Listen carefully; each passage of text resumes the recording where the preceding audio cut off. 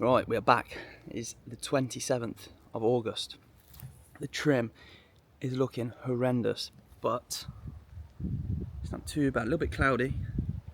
Back in Javier, which is not Barcelona, so it doesn't smell. Just out here for the next, well, been here a week now, here for another few days. And my dad's, so I thought pick the camera up, a little bit different in terms of routine.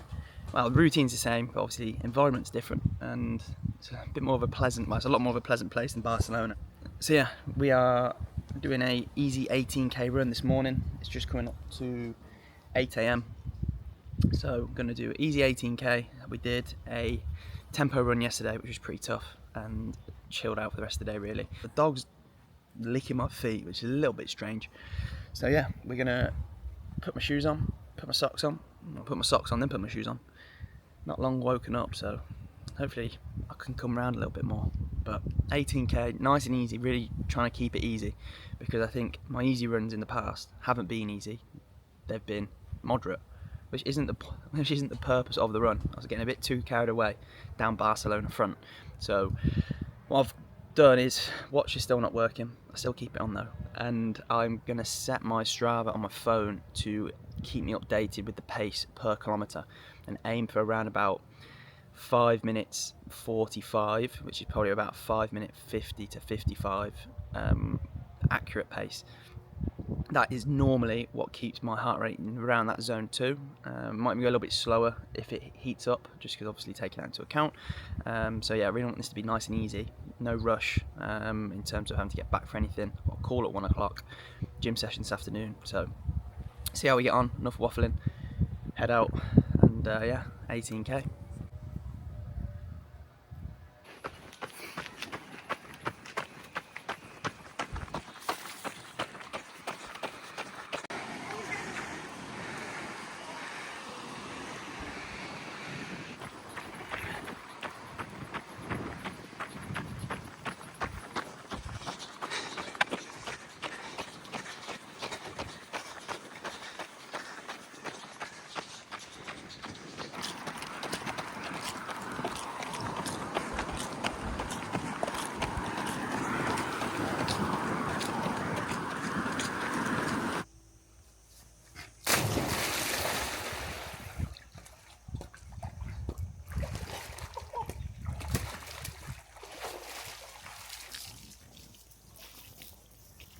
Okay, that is the run ticked off.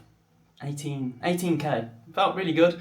Nice and smooth, nothing too extreme. Pace probably just a little bit quicker than I would sort of hope for, but I do obviously take into account that Strava's time is going to be a lot different to a GPS watch. So it felt comfortable, felt fairly easy. It was quite a nice flat route, other than the last sort of kilometre being uphill. I just sort of sent it rather than slowly jogging up. But we just got back, nothing in the house for myself, so my dad's got an electric bike, so I'm gonna take that out, cause some havoc on the roads of Javier, and go and buy some bits from the shop. So I'm going to do that because I'm not going to attempt to film myself while cycling on the Spanish side of the road, because that is just a recipe for disaster. So I'm going to go to the shop, plenty of micronutrients, plenty of electrolytes, as whole food based as possible, and then I'll grab a few little snacks I can consume throughout the day, because 18k probably look to, maybe I'll probably burn around 1500 calories, you know, so I'm probably, well, I want to at least consume 1,000 of those back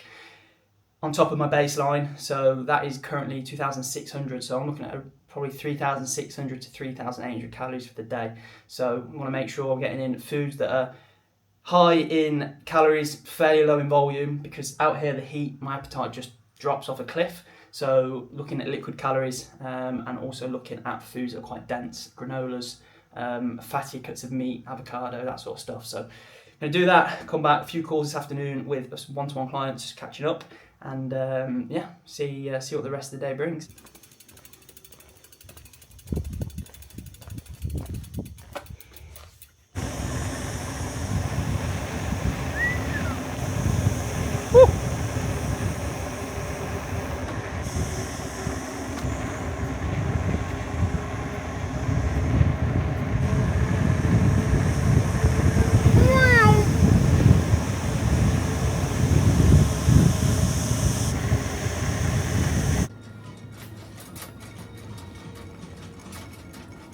Right, we made it back from the food shop.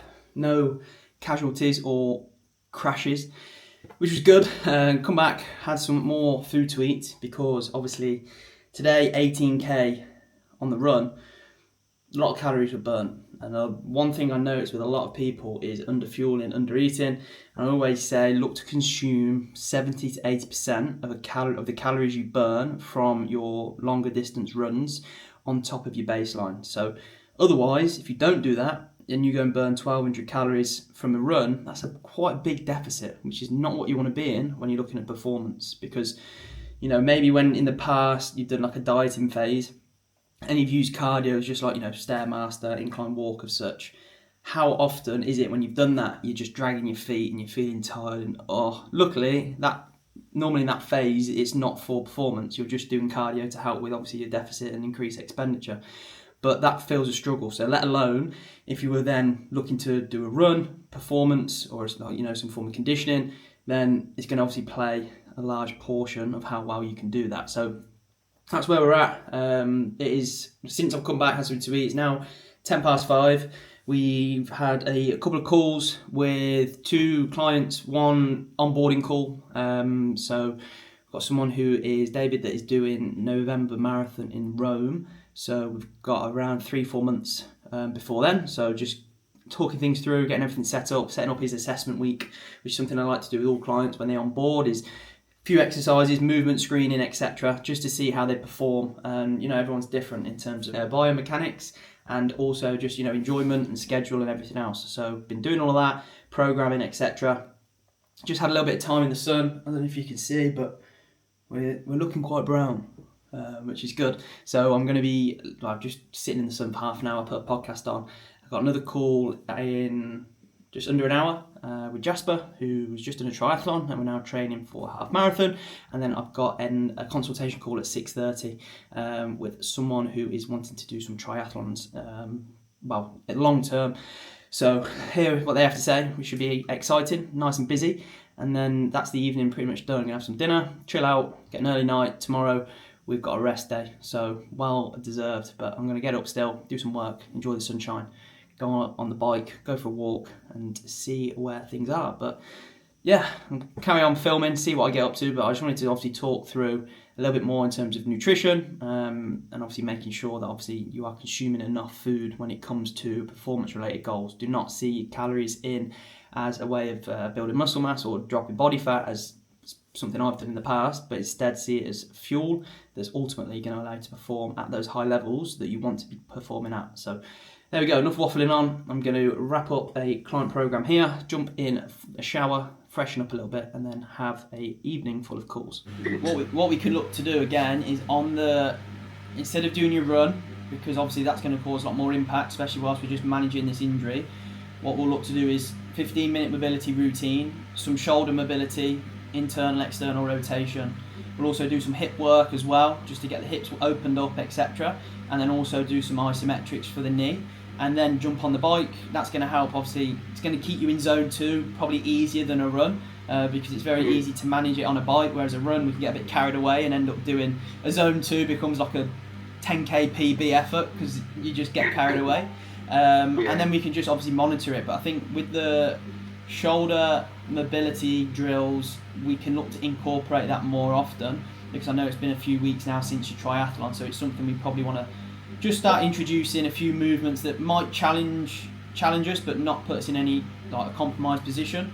But still, the last thing we want to do is just completely ignore it, because ultimately we still want to try and get it stronger so it doesn't occur again. It is now 8 o'clock, just wrapping up the day. Nice little sunset. Walking these two, or being walked by these two, should I say. And yeah, another day boxed off.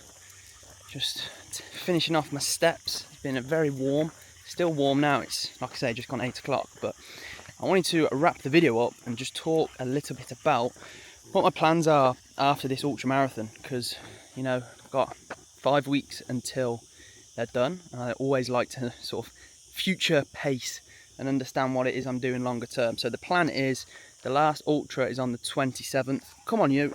Of September, I'll then probably look to take a 7-day deload, just away from training, relaxing, not worrying about having to do 80 kilometers a week of running. And then for October, November, December, we'll be going into a strength block. So that will basically consist of me following a set strength training program, which is something I've not done in a while. So it'll be exciting to do that. I think I might have gone the wrong way. Let's stay this way.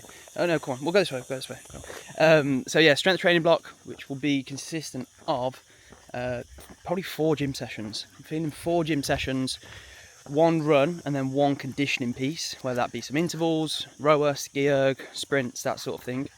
Check the view, by the way, look at that. And yeah, the plan is just to get really strong. That's my main goal. I haven't really followed a strength focus for a very, very long time, probably before the Ironman, even before that. So it'd be nice to have like a 3-4 month period of getting strong in the gym, compound lifts, and just having that as the main focus as opposed to lots of cardio. So that is the plan. In terms of when I'm back from here, I'm going to come back on Wednesday. Barcelona again in October, but one thing I definitely want for next year is to have a base somewhere for ideally the year, so somewhere I can call home, because I'd like to do a few different events next year. Another triathlon. I'd love to do a 70.3 because I haven't done one of those, and it's half the distance of an Ironman, and I know I can do a full distance. But at the moment, I haven't really got anywhere to base myself for swimming, my bike.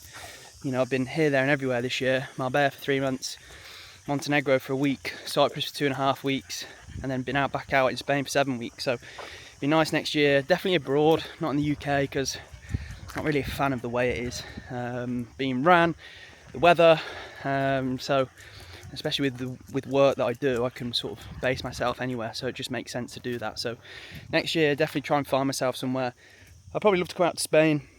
I think Spain or Portugal would be the 2, because they're not too far from home, as in I can get back to the UK quite quickly, and I just need to sort of visa out, digital nomad visa, which a little bit of a ball ache, a little bit of effort, but nothing me and my mum can't probably do together. So yeah, we're going to see, but that is the plan. So get this ultra marathon, I'll get these 2 ultra marathons done.